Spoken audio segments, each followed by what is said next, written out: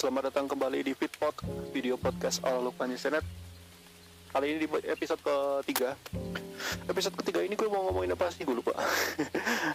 Inilah akibat Lukman Hanafi kalau bikin podcast suka dadakan dan gak pernah nentuin tema. Tapi sebenarnya ini direkam pada saat hari Jumat 29 Oktober 2021 dalam kondisi ini udah habis pulang sholat Jumat ya. Jadi tapi sebenarnya gini, gue baru dapat ide itu adalah ketika gue pulang sholat Jumat, tiba-tiba pas dalam perjalanan pulang tiba-tiba gue kepikiran gimana kalau podcast yang selanjutnya gue ngomongin tentang TikTok. Karena kan gue kan udah main di TikTok beberapa bulan sih, dari November tahun lalu. Ini kayaknya udah hampir mau setahun ya. Ini udah bulan Oktober akhir. Oh iya bener, berarti satu tahun kurang nih gue main di TikTok. Dan yang pastinya banyak banget hal-hal yang gue lakukan di TikTok dan membuat gue mendapatkan beberapa apa sih poin-poin yang sebenarnya ini kalau misalkan kalian lakukan sebagai seorang content creator atau kalian sebagai yang mau memulai kreatif konten gitu di TikTok, itu mungkin bisa mulai dikenal banyak orang gitu. Jadi di sini triknya adalah bukan untuk menjadi terkenal dengan followers yang banyak, tapi di sini caranya agar lu dikenal banyak orang karena konten lu, bukan karena konten lu ya, bukan karena lu yang apa sih namanya kayak influencer yang kalau bikin video postingan di TikTok atau di sosial media ya kayak gitu-gitu doang gitu. Jadi hari ini video podcast di episode ketiga gue akan ngomongin tentang cara gue menumbuhkan akun TikTok. Gimana sih? Kayak gitu sih harusnya judulnya. Gimana ya gue bilangnya ya? Cara membuat Lukman Hanafi dikenal di TikTok. Mungkin gitu ya.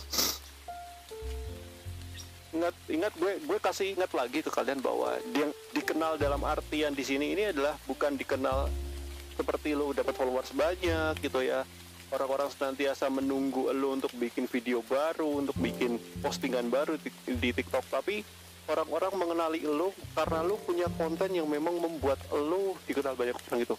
Jadi lo tuh, misalkan lo sebagai konten kreator, misalkan lo di TikTok lo bikin konten tentang misalkan isu sosial lah, misalnya ngomongin tentang isu sosial, maka lo jadi nantinya lo tuh bakal terkenal karena lo ngomongin tentang isu sosial itu. Paham gak maksud gue? Jadi bukan terkenal gara-gara lu bikin postingan yang aneh-aneh lalala gitu, tapi ya lu terkenal karena memang lu karena konten lu gitu. Nah, buat kalian yang belum tahu, Lukman Internet udah ada di TikTok, ada 2 akun bahkan. Akun pertama itu kalian bisa kalau mau follow silakan, enggak juga silakan. Akun pertama gue di @hanafi_lukman.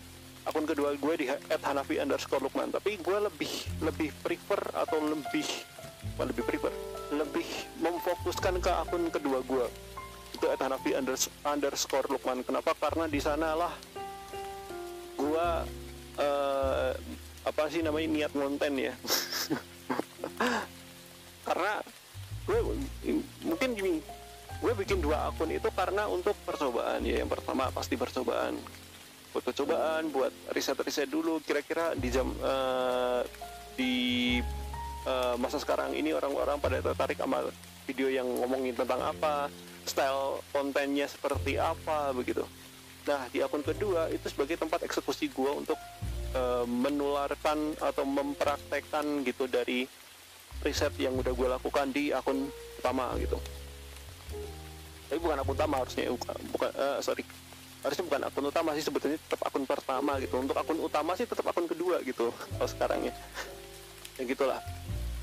Silakan kalian yang mungkin kepo-kepo, silakan langsung ke akun TikTok gua. Silakan kalau mau follow, kalau enggak juga nggak apa-apa, terserah lu aja. Gue pengen ngomongin bahwa konten yang gue bikin di Lukman Hanafi Lukman, konten yang gue bikin di akun kedua yang gue nyatin ini, Hanafi_lukman ini, itu ada banyak konten yang gue bikin ya. Itu pun juga itu sebagai bentuk kreativitas gue ya. banyak banget konten-konten yang gue bikin di sana. Ada bikin konten tentang parodi iklan, yang dimana itu, tapi iklan parodi iklan ini iklan-iklan jadul ya, bukan iklan-iklan zaman sekarang gitu. Jadi ketika ada sesuatu hal yang lagi ngetren atau lagi banyak dibicarakan orang, maka kalau misalkan ada kira-kira ide atau bukan ide, kira-kira kalau ide tersebut bisa dibikin parodi dengan bentuk parodi iklan, maka gue akan bikin itu. Salah satu parodi iklan yang gue bikin adalah ketika gue inget banget ada seorang I cannot call that she's creator ya, karena dia ya bukan kreator yang benar-benar niat konten, tapi dia cuman kayak orang yang ya iseng-iseng upload TikTok gitu. Dia bikin konten ngomongin alasan gue bangga menjadi agama Kristiani. Jadi dia bilangnya kayak Tuhan gue jelas, nyata gitu kan, terus nyembah dan agama gue nggak nyembah angin dan yang lain-lainnya. Kan itu kan sempat jadi pembicaraan orang-orang karena katanya sih diduga si orang ini melakukan penistaan agama. Walaupun dia mungkin bilangnya gue kan nggak nyebut agama pun, tapi secara tidak sadar dia tuh melakukan melakukan penghinaan terhadap satu kaum agama tertentu gitu. Nah karena lagi viral di situ, maka gue menggunakan bentuk kreativitas gue dengan parodi iklan. Jadi parodi iklan yang gue pakai untuk memparodikan kejadian tersebut adalah iklan email yang dirilis di TV tahun 98. Nah, teman-teman yang nggak tahu iklan email yang dirilis tahun 98, silahkan cari aja di YouTube. Lu cari aja bukan basa-basi email 98, lu cari aja. Gue pakai format seperti itu. Lalu ada parodi iklan yang lainnya ketika lagi rame-ramenya tren kayak mode siang mode malam. Itu kan banyak banget tuh perempuan-perempuan yang tadinya berkerudung gitu kan di mode siang, tiba-tiba di mode malam diumbar anu-anuannya, semuanya jadi umbar. Nah di situ karena viral, karena banyak diomongin orang, makanya gue bikin parodinya atau bikin suatu bentuk, gue gak bisa bilang kritikan sih, suatu bentuk sindiran lah istilahnya, tapi dengan bentuk formatnya adalah parodi iklan. Nah parodi iklan untuk ngomongin untuk menyindir tentang hal itu adalah gue menggunakan iklan email juga, tapi sebelum era reform tahun 95 lah, tahun 95 sorry, yang kalau lu cari di YouTube email 1995, lu akan ketemu iklannya email yang kayak lambang E-nya itu kayak sketsa lagi pakai payung lah, ada yang terbang begitu, terus endingannya bukan basa-basi gitu. Itu salah satunya. Salah satunya adalah konten parodi iklan. Lalu ada lagi gue bikin konten tentang ngobrolin acara TV, atau gue kasih nama native. Yang sebenarnya ini adalah konten YouTube, tapi gue bikin di TikTok juga untuk versi pendeknya begitu. Nah, konten native ini ngomongin tentang acara TV ya, yang lagi tayang di TV, apa yang terjadi di dunia pertelevisian gitu, mulai dari program TV, mulai dari kebijakan dari pemerintah terkait penyiaran gitu kan, terkait lembaga penyiaran tertentu gitu, dan juga mungkin fenomena-fenomena yang terjadi pada lembaga penyiaran tertentu begitu. Kayak misalkan ratingnya turun lah, maka dibikin strategi dan yang lain-lainnya gitu. Yang pastinya it's all about TV industry gitu di Indonesia. Tapi nggak cuma di Indonesia sih, bahkan di dunia gitu. Karena gue pernah ngomongin di konten net itu masalah Mnet kemarin, masalah Mnet yang pakai azan itu, dan juga komersialisasi azan. Jadi semuanya ngomongin tentang TV industri di dunia, tapi bisa memungkinkan ngomongin tentang dunia pertelevisian yang terjadi di dunia gitu, nggak cuma di Indonesia. Nah,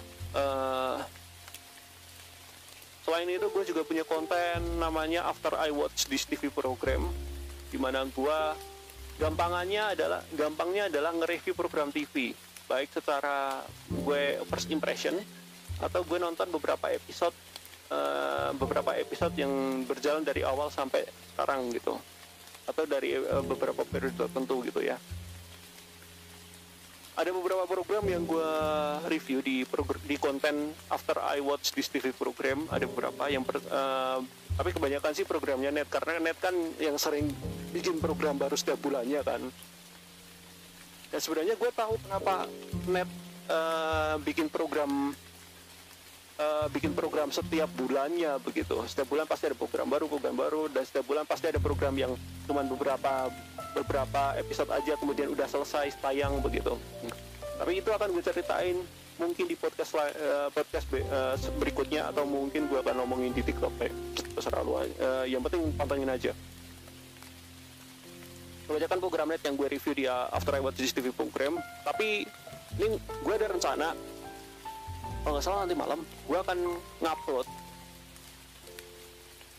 akan ngupload konten TikTok ngomongin program baru yang tayang dari TV selain Antv. Program TV yang tayang selain di Net, yaitu salah satunya adalah Antv. Gue koreksi itu tadi keceplosan.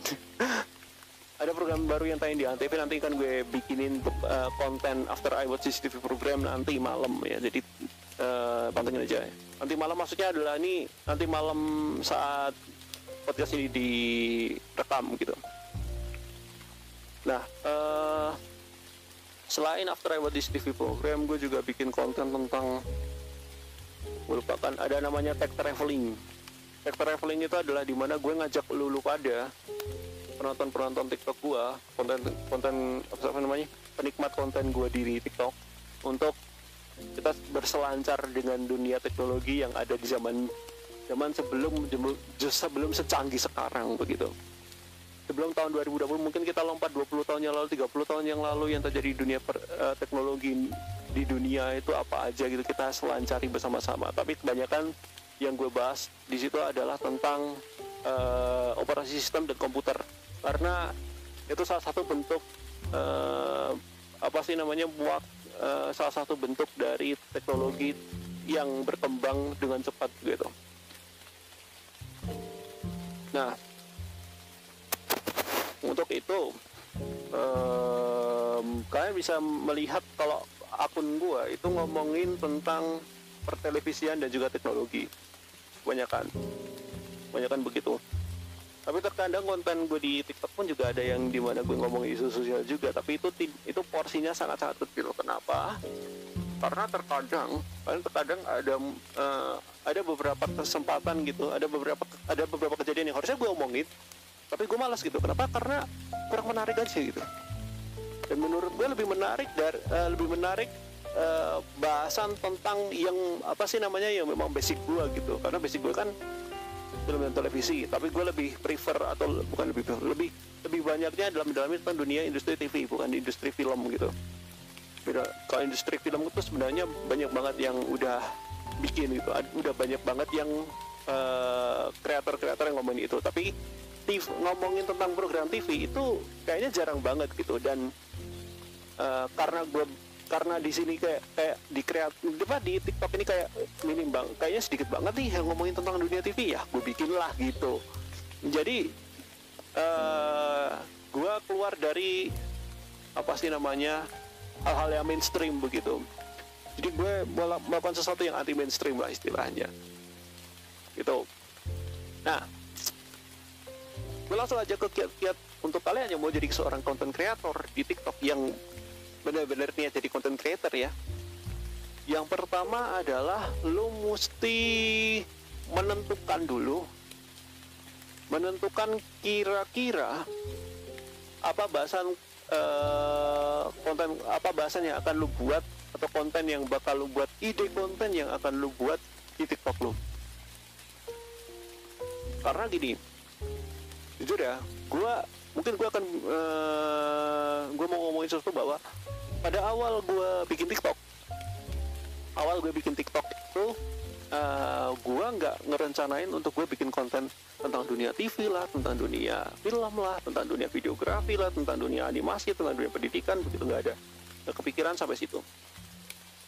Karena menurut gue karena saat itu awal-awal adalah gue coba-coba. Makanya kalau misalkan lu coba-coba doang gitu, makanya kalau misalkan lu penyelam handal kalian penyelam handal dan lu ke akun pertama gue pernah bilang di video pertama postingan pertama di TikTok gue bilang bahwa gue adalah pindahan dari platform sebelah main di TikTok untuk untuk melihat bagaimana sih ekosistem TikTok, bagaimana sih cara kerjanya TikTok begitu, bagaimana sih konten-konten yang ada di TikTok, bagaimana sih orang-orang ketertarikan para penonton terhadap konten-konten di TikTok begitu. Karena itu sekedar untuk coba-coba. Tapi sekarang gue punya akun kedua, itu adalah bentuk representasi gue dari gue tuh niat lo konten. Jadi udah beda prinsip gitu. Jadi gue bener-bener konten adalah ketika akun kedua gue bikin tuh bulan Februari 2021 yang lalu. Jadi sekitar 9 bulan yang lalu, 9 atau 8 bulan yang lalu ya, gue bikin akun kedua, dan itu adalah bentuk dari keseriusan gue dalam bikin konten. Dan gue punya dua akun utama seperti yang tadi seperti yang gue bilang. Akun pertama gue pakai untuk riset, untuk coba-coba, untuk eksperimen lah istilahnya. Nah di akun kedua itu gue pakai untuk dengan kontennya. Jadi makanya gue bilang akun kedua sekarang udah gue jadi akun, udah di main account gue gitu. Nah tapi kalau misalkan lo mau pakai cara gue seperti itu ya silakan, tapi akan lebih baik kalau misalkan lo menentuin dulu ide konsep untuk TikTok lo, konten TikTok lo gitu. Dan kalau dibilang itu gampang, enggak juga ya. Bahkan kalau lo pakai cara gue yang gue omongin tadi juga sama-sama sulitnya begitu. Karena lu nggak tahu nih orang-orang kalau ngelihat konten lu tertarik apa enggak gitu. Nah makanya diperlukan banyak banget percobaan. Nah kalau misalkan lo mau pakai cara gue, makanya silahkan aja gitu. Lu siapin dua akun pertama itu tetap lu pakai untuk eksperimen, akun kedua lu seriusin begitu. Itu udah kalau dari gue ya. Misalkan lu udah bikin dua akun ya, akun pertama A, akun kedua B gitu kan. Di akun A lu bikin misalkan apa sih namanya, konten yang ngomongin tentang misalkan lu tertarik atau kesukaan lu adalah dunia horor, dunia musik, dan juga dunia lost media misalkan, atau media yang hilang gitu lah ya. Nah lu coba bikin konten tentang hal-hal yang berbau horor, dimulai dari konten stitch ataupun duet aja nggak apa-apa. Itu kalau dari gue ya. Tapi kalau misalkan kalian mau independen sendiri juga silakan. Tapi untuk muncul ke permukaan itu akan sangat lama atau sulit gitu. Jadi menurut gue untuk kalian menggain akun kalian, untuk membuat akun lu dikenal untuk beberapa orang dulu, ya lo mending pakai duet ataupun pakai stitch gitu. Lo cari aja konten di TikTok itu yang ngomongin tentang hal-hal yang berbau horor. Kalau misalkan ada yang ketemu gitu, ada hal yang yang ketemu ada konten yang menarik nih untuk gue omongin, ya udah lu tinggal duet atau lu stitch gitu. Lo omongin lah gitu. Misalkan contohnya lu nge-scroll TikTok itu, tiba-tiba ada orang yang bilang, wah ini kok ada yang tahu misteri tentang azan Trans TV yang ada gambar kuntilanaknya ini sebenarnya fakta di lapangan seperti apa begitu. Nah, karena lu suka dengan hal-hal yang berbau horor dan berbau lost media, lu bisa pakai video itu untuk lu jadiin bahan konten. Tapi kembali lagi, kalau lu suka dengan hal itu ya mesti kembali lagi ya, pengetahuan lu mesti ini juga sih, mesti mendukung juga gitu kalau lu mau bikin seperti itu. Karena jujur aja, terkadang nih kalau gue kan memang lebih lebih prefer ngomongin tentang dunia TV, dunia industri TV. Tapi terkadang kalau misalkan ada beberapa kasus ya dimana itu kayaknya jarang banget gue dapetin, bahkan kayaknya di ilmu kuliah gue tuh nggak ada tuh kasus seperti ini gitu. Makanya gue riset, gue cari-cari sumber-sumber tertentu gitu, informasi-informasi dari segala macam sumber, mau internet lah, mau buku lah, mau podcast lah, mau video atau apapun, lu cari aja, lu riset bener-bener, dan ketika lu udah nyusun itu dan lu dapat jawabannya, atau lu udah dapat apanya namanya, jawaban dari persoalan tertentu, ya lu coba lu rangkum gitu dalam bentuk skrip, lu bikin kontennya, selesai gitu. Jadi kadang-kadang aja lu yang suka dengan konten, suka dengan hal-hal tertentu pun, lu pasti perlu banget yang namanya riset, perlu riset, perlu mengolah data, perlu untuk bikin skripnya, sehingga nanti ketika lu rekam lancar gitu. Jadi nentuin konsep dulu gitu di awal ketika lu bikin akun TikTok gitu. Nah, pada suatu saat lu akan merasa bahwa mungkin saja hal yang gue suka ini ternyata nggak banyak orang minat gitu, atau mungkin yang minat sedikit. Maka lu mesti bereksperimen lagi. Kan tadi gue bilang lu mungkin suka tentang dunia horor ataupun dunia lost media. Tapi selain itu, lu juga misalkan lu hobinya juga selain dari dua itu, lu juga hobi di musik. Ya lu bikin konten tentang musik. Misalkan ada orang ada orang ngomong mainin lagu gitu kan, atau main instrumen. Ya lu duet kayak, atau lu stitch gitu. Lu mainin versi lu, atau lu ikut ngiringin gitu. Itu salah satunya. Tapi yang pasti dengan kesukaan lu juga punya skill juga ya, biar orang-orang pada mulai tertarik ngelihat konten lu gitu. Dan kalau misalkan masih belum ramai, lu coba cari lagi, lu coba mengorek-ngorek diri lu.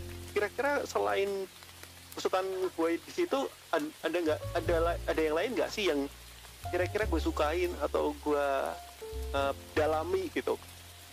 Karena gue yakin kesukaan orang terhadap sesuatu hal nggak cuma itu doang, nggak cuma 3 itu doang, pasti banyak yang lain gitu. Kalau gue sendiri banyak banget ya, nggak cuma dari dunia industri TV, film, kartun, animasi dan yang lain-lainnya. Tapi gue juga prefer ngomongin tentang pendidikan, tentang digitalisasi, tentang konten kreatif gitu di platform digital dan yang lain-lainnya gitu.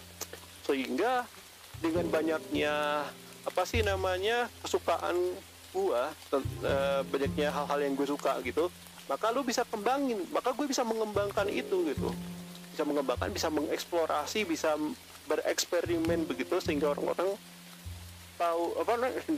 menyukai konten gua gitu. Jadi itu, maka gue bisa bilang, beranilah untuk bereksperimen, berani untuk berinovasi, berani untuk mengolah, berani untuk berkreasi begitu, tampil beda. Nah ini salah satunya, tampil beda. Karena terkadang begini, gue sering banget nemuin banyak banget kreator yang ngomong kalau gue ditemuin di TikTok kebanyakan adalah konten cooking, masak-masak atau makan-makan lah, kita tahu ya. Tapi walaupun dengan banyaknya orang yang ngomongin tentang kuliner gitu, tapi terkadang ada beberapa orang yang memang bikin konten kuliner itu ternyata banyak yang suka gitu, banyak banget yang nonton, banyak banget yang nge-likes, banyak banget yang komen, banyak banget yang share. Itu adalah karena salah satu kata yang gue bilang, itu adalah berbeda. Jadi setiap konten creator punya gaya yang berbeda, gaya atau ciri khas yang berbeda gitu. Kalau lu cari akun gua, 2 akun itu, Hanafi Lukman atau Hanafi _ Lukman, lu coba cari aja di following. Gua nge-follow siapa aja. Banyak banget konten kreator yang ngomongin tentang kuliner. Itu gue follow.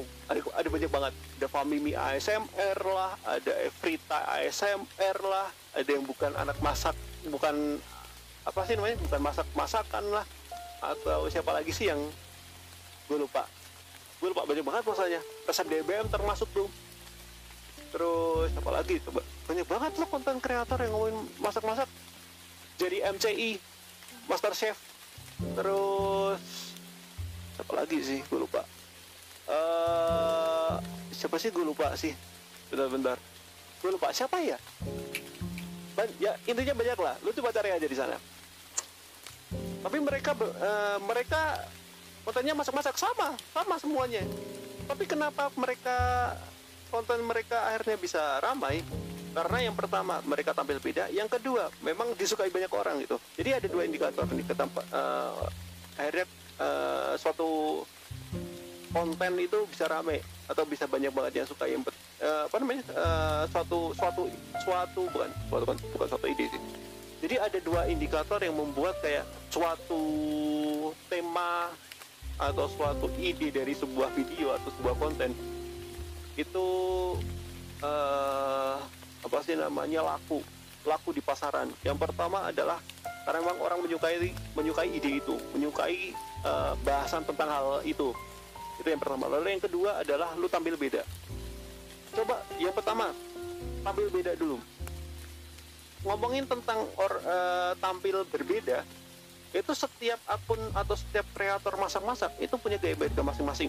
Contohnya Pamimi ASMR terkenal dengan kata adu gulung-gulung. Yang pertama adalah adu gulung-gulung. Yang kedua adalah ngomongnya dia yang cepat. Ngomongnya dia yang cepat kayak orang nge-rap. Itu adalah salah satu ciri khasnya si Fahmi ASMR ini. Itu. Kemudian ada lagi Evrita ASMR. Evrita ASMR itu ciri khasnya yang membuat dia adalah bisa jadi berbeda dibanding dengan yang lain adalah cara ngomongnya dia. Cara ngomongnya dia kayak bukan customer, kayak apa sih namanya, kayak pelayan. Karena dia ngiri kakak gitu kan. Kan kalau misalkan ada jadi pelayan, misalkan lu jadi pelayan di sebuah restoran atau sebuah kafe atau sebuah warung gitu. Biasanya kalau lu ngampirin ke customer kan ada yang bisa saya bantu kakak gitu. Ada yang saya mau pesan apa kakak begitu kan. Itu salah satu itu ciri khasnya. Selain itu Evrita ASMR juga punya ciri khas, yaitu adalah suaranya yang dibikin lebih tinggi, pitch-nya lebih tinggi. Sebenarnya bukan suatu ciri khas juga sih, tapi memang terkadang gue nemuin juga banyak banget orang-orang atau kreator gitu yang bahasa tentang kuliner itu suaranya dibikin cempreng. Bukan dibikin cempreng sih, suaranya dibikin high tone. Karena suaranya dibikin high tone, makanya orang-orang pada kayak gemes-gemes sih, ini kayaknya orangnya enjoy banget gue dengerinnya gitu kan. Itu salah satunya. Terus lagi ciri khas dari Evrita ASMR adalah ini. Dibilang kalau misalkan lagi ngeblender, lagi ngaduk apapun, dia pasti ngomongnya aduh gitu. Itu ciri khas atau perbedaannya ya, yang membuat dia jadi beda. Apalagi yang lo tau nggak, content creator yang kalau misalkan gue sebut kata ini aja, gue sebut kalimat ini, pasti lo harusnya udah tahu sih. Tapi gue lupa nih nama akunnya siapa. Tapi dia salah satu kata yang nongol nyantol di otak kalau misalkan gue tahu nih gue mengenal orang ini, yaitu adalah kalimat kayak gini, anjay jadi belum gitu. Nah itu salah satunya. Jadi yang berbeda itu sebenarnya adalah, ini juga ada lagi dari si kreator yang ngomong anjay jadi belum, itu adalah suaranya low. Yang gue gak tahu apakah memang suaranya dia seperti itu, seharusnya sih enggak, suaranya low banget. Ada satu lagi, gue baru nemu konten kreator TikTok ngomongin tentang kuliner, tapi bukan masak-masak, tapi dia makan-makan. Dia ngomongnya kayak orang asmah gitu, tapi gue lupa nama akunnya apa. Ntar gue coba cari. Jadi si kreator ini, dia kalau nge-present atau ngomongin tentang masakan tertentu gitu, kalau dia lagi mampir-mampir di warung lah, di tempat makan begitu, pasti kayak ngomongnya ada 30.000 dengan 35.000 kamu bisa dapat bubur gitu. Jadi suaranya kayak orang asma gitu. Jadi salah satu ciri khasnya adalah seperti itu. Walaupun sebenarnya orangnya nggak kayak gitu ya suaranya. Suara dibikin Asma itu kan karena memang agar orang tertarik dia gitu, agar orang tertarik ngelihat kontennya dia yang berbeda dibanding yang lain. Karena yang lain mungkin kontennya cara ngejiin kontennya ya kayak gitu-gitu doang. Tapi dia berani menggunakan cara penggunaan apa sih namanya pitch, penggunaan apa sih namanya hal-hal yang mungkin berbeda dibanding yang lain gitu. Ya, salah satunya suaranya dibikin Asma ini salah satu yang berbeda begitu. Nah itu yang gue maksud, kreator tuh berani tampil beda gitu, berani tampil beda sehingga orang-orang ngelirik lu gitu. Kita mau ngomongin apa lagi nih?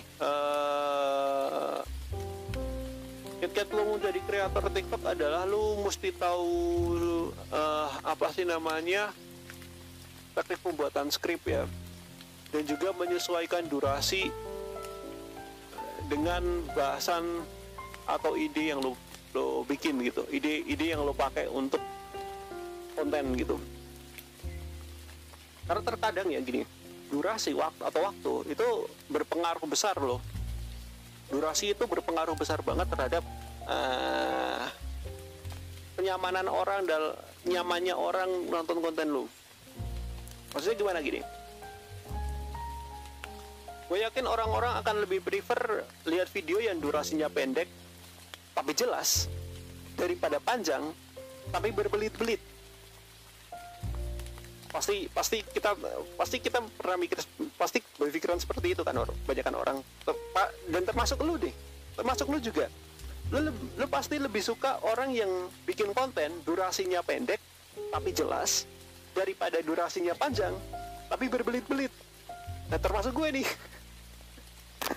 Gue yakin orang-orang pada gak suka sama konten gue karena ngomong gue terbelit-belit. Tapi kalau di TikTok sendiri gue merasa bukan terpressure sih, gue merasa lebih bisa ngatur timing gitu ya, lebih bisa ngatur penggunaan waktu begitu. Jadi kalau misalkan gue ngomong seperti ini harusnya ngomongin kayak gini tuh nggak sampai 15 menit atau mungkin nggak sampai 30 menit. Tapi di sini gue rekam 32 menit bro. Tapi entah kalau kalian dengerin di podcast atau di video YouTube, kalian dengerin ini berapa menit? Ya pasti waktu sangat berpengaruh. Contohnya gini, ketika lu suka ngomongin tentang masak-masak, apalagi masakannya yang ringan, ya kan? Masakannya ringan, yang dibutuhkan orang tuh dalam konten masak yang mungkin nggak terlalu ribet, itu apa sih yang dibutuhin? Bahan-bahan sama cara masaknya doang. Nah, karena yang kita butuhin adalah masak-masak dan untuk dalam masak-masak adalah bahan-bahan dan cara masaknya, maka yang di-highlight adalah itu. Makanya kalau kalian lihat konten kreator yang bikin video masak-masak, itu sering kali menonjolkan hanya videonya aja. Jadi video orang meragain nih gimana cara masaknya lagi, bahan-bahannya apa aja itu yang di-highlight di situ. Kemudian dikasih tulisan lebih lengkapnya terkait dengan tulisan yang berhubungan dengan cara masaknya gimana gitu, bahan-bahannya apa aja, tulisannya itu muncul. Nah, jadi kalau lo mau pakai audio silakan, tapi untuk penggunaan audio mungkin bisa gue sarankan lo pakai lo scripting dulu, dan lo pastikan skrip itu lo susun dengan rapi, dan ketika lo coba atau ketika lo eksekusi atau lo coba baca skrip yang lo susun itu sesuai dengan durasi video yang lo mau bikin. Nah, biasanya kalau di TikTok kan ada yang durasi 15, ada yang 60, ada yang 3 menit gitu. Maka karena misalkan ini konten masak-masaknya adalah masak-masak yang ringan atau yang bahannya nggak terlalu ribet, jadi bahannya cuma simpel banget, harusnya sih 1 menit udah cukup. Itu 1 menit itu minimal, 1 menit minimal, nggak mungkin 15 detik dong. Lo masak apaan 15 detik videonya? kan nggak mungkin, jadi harus 1 menit ya minimal.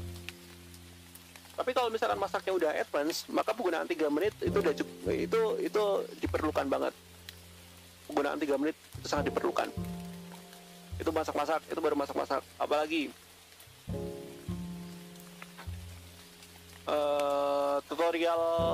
tutorial video editing. Ini juga tergantung bahasanya ya. Kalau misalkan lu membahas tutorial editing, itu adalah tutorial editing video itu, misalkan lu pengen kayak apa sih namanya, bikin transisi dari A sampai E, bikin transisi dari video satu ke video berikutnya dengan style seperti ini gitu.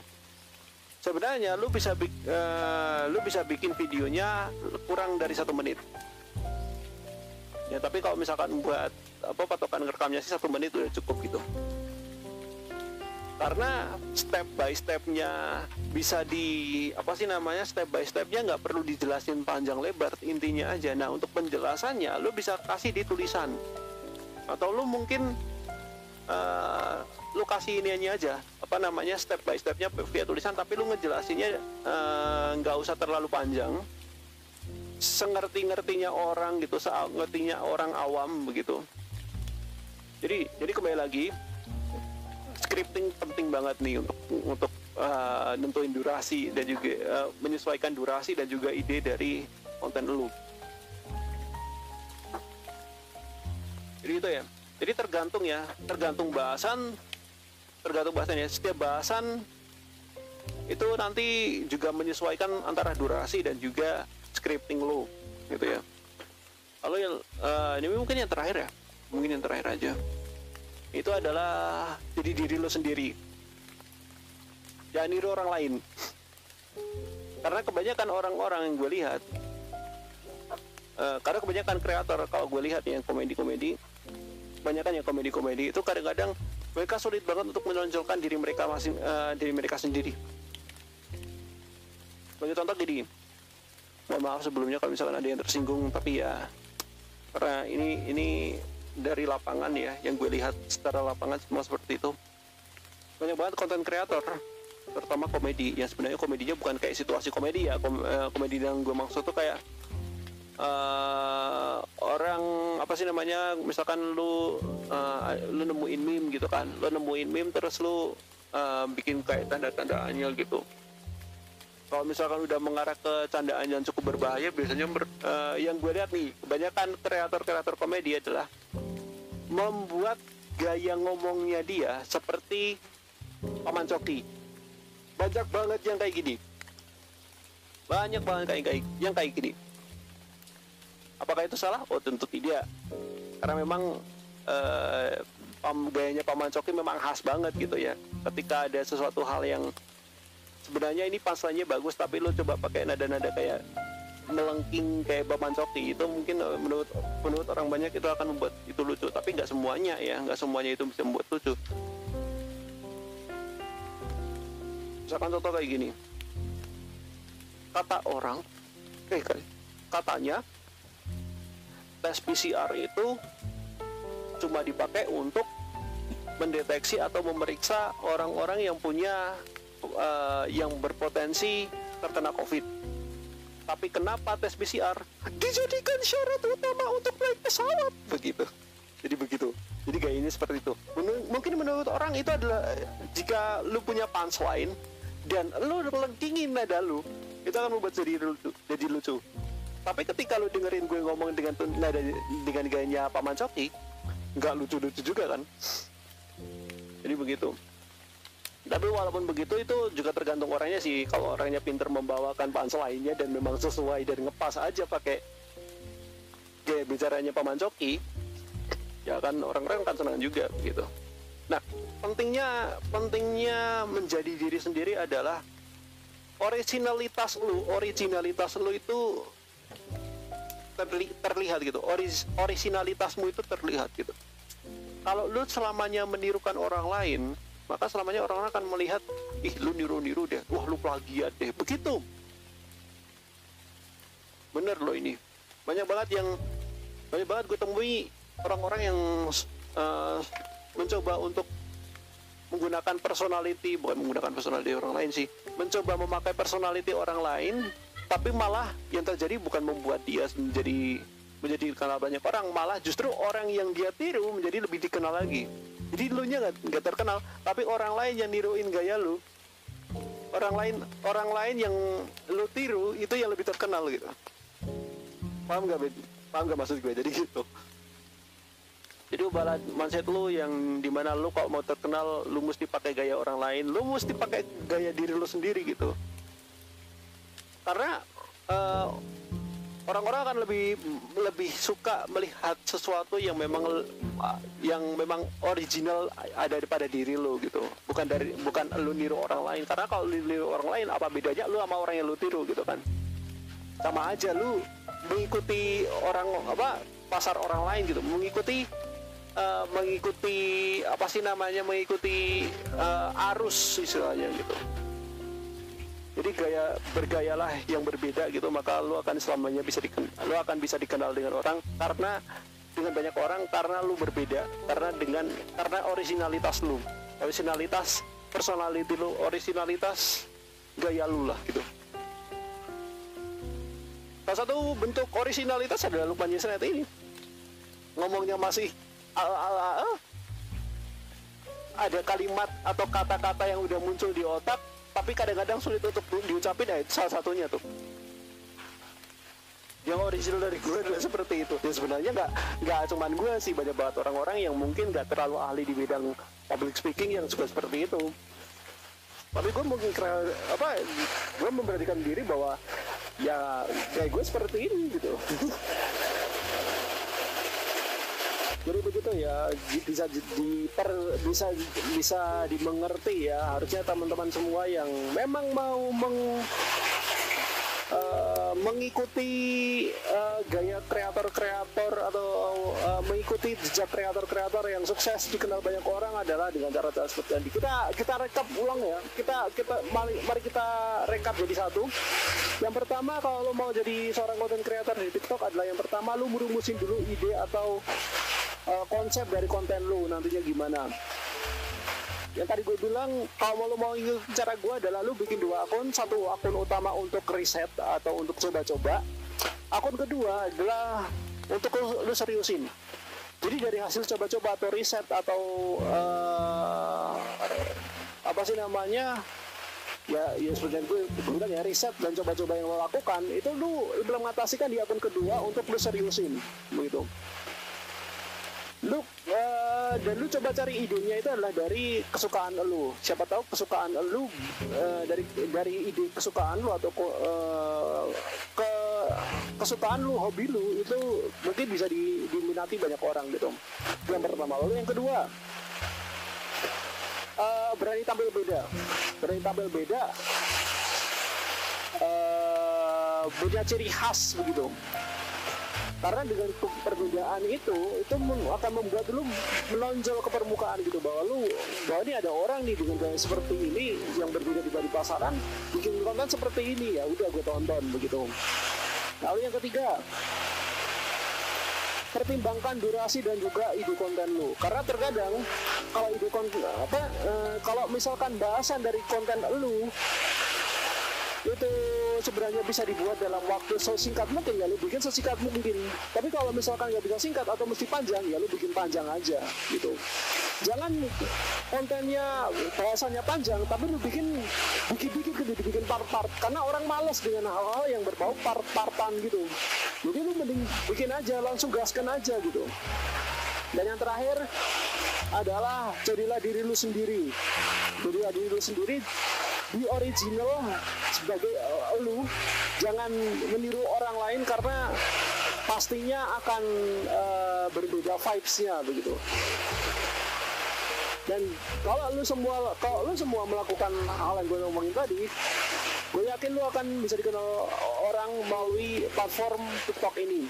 Walaupun mungkin secara angka followers, secara angka likes, secara angka engagement tidak akan terlalu tinggi, tapi percaya aja, walaupun follower lu dikit tapi orang-orang akan mengenal lu walaupun orang-orang nggak nge-follow lu. Yakin gue. Kalau punya ciri khas tertentu, orang-orang yang nggak nge-follow lu juga akan tahu kalau ini lu gitu.